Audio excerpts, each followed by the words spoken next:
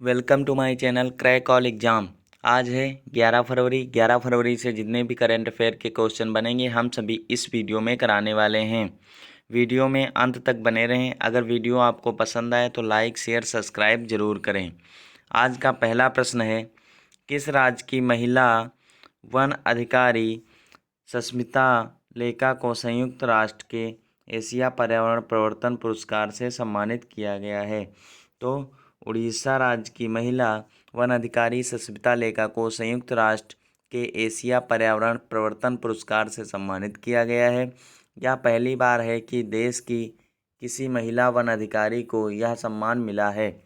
कटक के अथगढ़ में divisional one अधिकारी लेका को प्रदेश में पेंगोलिन तस्करी रैकेट के भांडाफोड़ करने हेतु जेंडर लीडरशिप एंड इम्पैक्ट श्रेणी के तहत यह सम्मान प्रदान किया गया। उन्होंने अथगढ़ और खुनपुन्नी में पेंगोलिन की तस्करी के अंतर्राष्ट्रीय नेटवर्क का खुलासा करने में मदद की थी, इसलिए इनको यह पुरस्कार दिया गया है। अगला प्रश्न है, किस पूर्व अंतर्राष्ट्रीय मुक्केबाज एवं एशियाई खेलों के पूर्व रजत पदक विजेता का 89 वर्ष की उम्र में निधन हो गया है? तो ये निधन हो गया है कैप्टन हरसिंह थापा का। कैप्टन हरसिंह थापा का निधन हो गया है। अंतर्राष्ट्रीय मुक्केबाज कैप्टन हरसिंह थापा का हाल ही में निधन हो गया। कैप्टन हरसिंह थापा का जन्म 14 अगस्त 1932 ईस्वी में हुआ था।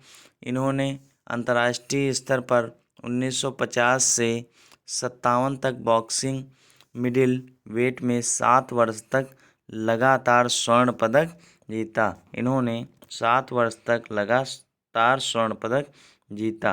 अगला प्रश्न है, नाइजीरियाई अर्थशास्त्री नगोजी अंकोजो इवेला को किस संस्था के अगले महानिदेशक के रूप में चुना गया है? तो ये चुना गया है विश्व व्यापार संगठन के रूप में चुना गया है।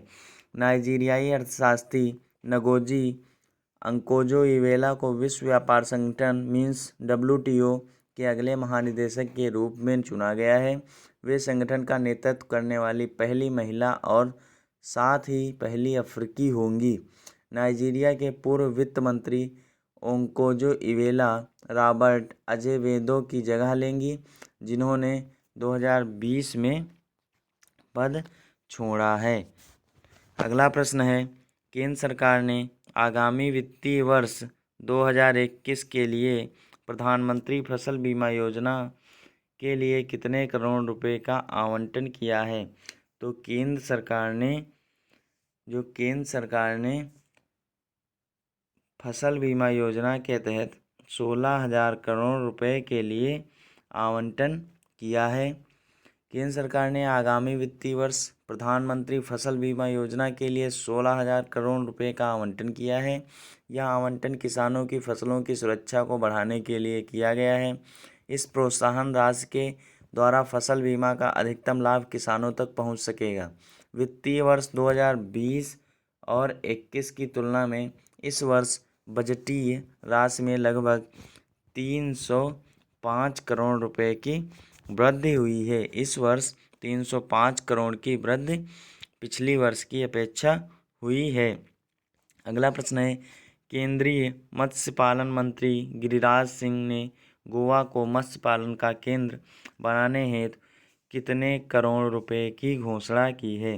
तो 400 करोड़ रुपए की घोषणा की है मत्स्य पालन मंत्री गिरिराज सिंह ने गोवा में।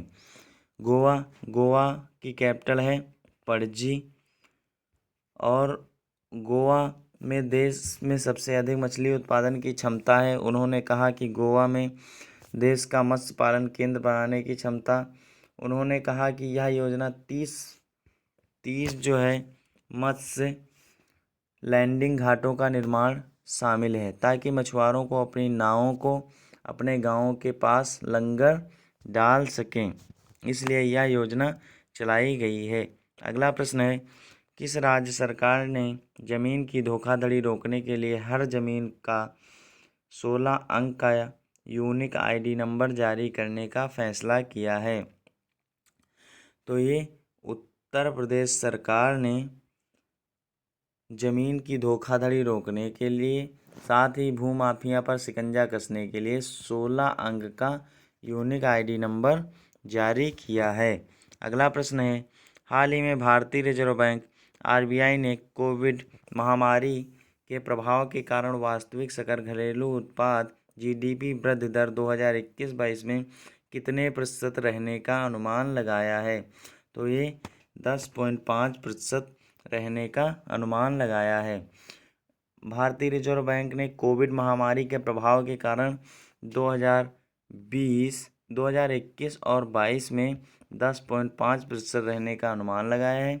आरबीआई ने पहले ही अपनी मौद्रिक नीति रिपोर्ट में कोविड-19 प्रेरित आर्थिक संकट से निपटने के लिए कई उपाय पेश किए थे।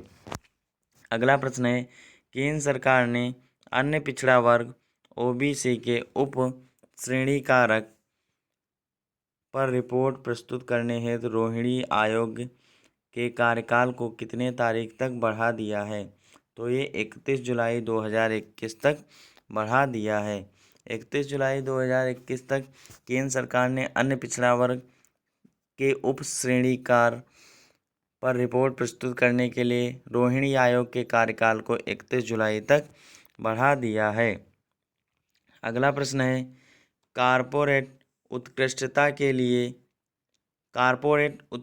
के लिए इकोनॉमिक टाइम्स अवार्ड में business reform of the year award किसने जीता है। तो business reform of the year award Shaktikanta Das ने जीता है।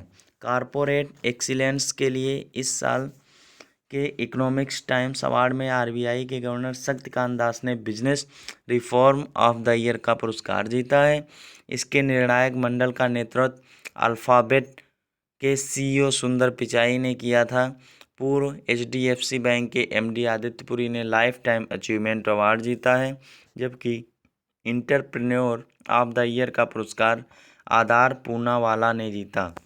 अगला प्रश्न है, नागरिक उड्डयन का मंत्रालय डीजीसीए ने किस खेल प्राधिकरण को लाइव शूटिंग के लिए ड्रोन का उपयोग करने की अनुमति दे दी है। तो बीसीसीआई ने लाइव शूटिंग के लिए ड्रोन का उपकरण करने की अनुमति दे दी है।